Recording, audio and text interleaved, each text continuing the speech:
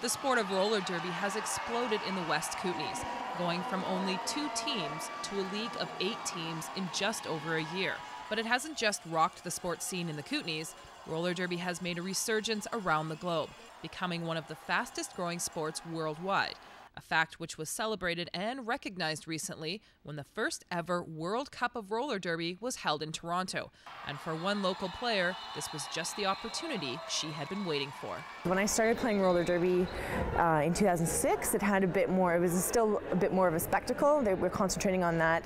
And a lot of that just had to do with getting people in to see women play a sport that they'd never heard of before.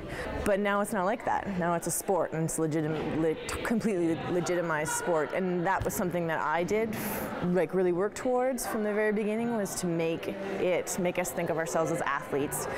You can still have the name, wear whatever you want, but let's also be kick-ass athletes. Which is why Bobby Barbarich, better known in the derby community as Beretta Lynch, jumped at the chance to try out for Team Canada once the Roller Derby World Cup was announced. That's the ultimate thing in any sport, is to be able to represent your country. So the fact that it had come to that within 5 years was incredibly fulfilling and exciting, and it was a big dream of mine, and it happened quickly. Barbarich first started her derby career in Edmonton in 2006, and when she moved to Nelson in 2009, she was delighted to see a local interest in the sport. She quickly got involved and helped to build the West Kootenay Women's Roller Derby League. Barbarich was no stranger to hard work and practice, but once she found out she had made Team Canada, her training, like her game, went to another level. I did CrossFit twice a week. I had a really intense weight training program, and on top of that, we also had our trainer for Team Canada gave us a plyometric workout and a high-intensity interval training workout, and then I had practices twice a week. So it worked out to about close to 20 hours a week.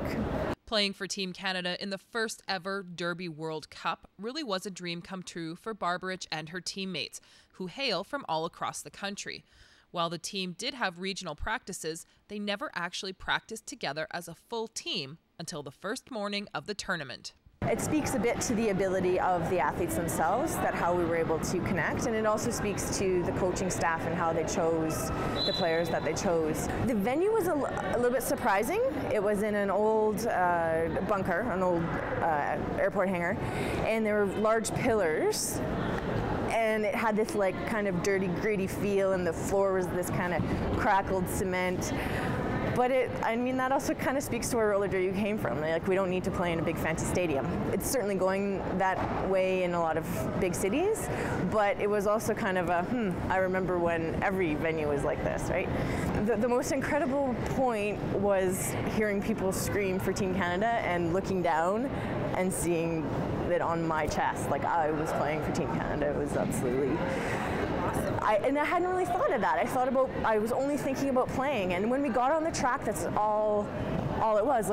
Sure, you'd turn around and you would hear Finnish or Swedish or whatever, but you're still playing derby. So that was really centering. And then after the game, it was all these people wearing the same shirt and screaming the same names and screaming for the same countries, and yeah, it was unbelievable. Out of the 13 teams who competed, Team Canada ended up placing second overall, coming in behind Team USA, who were the favorites to win going into the tournament.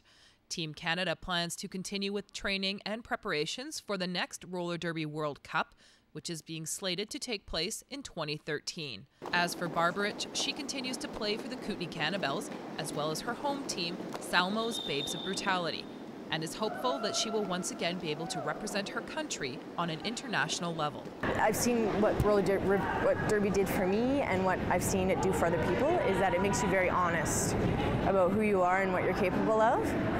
And I think that's from the positive side. People are often surprised that, hey, I can get out there.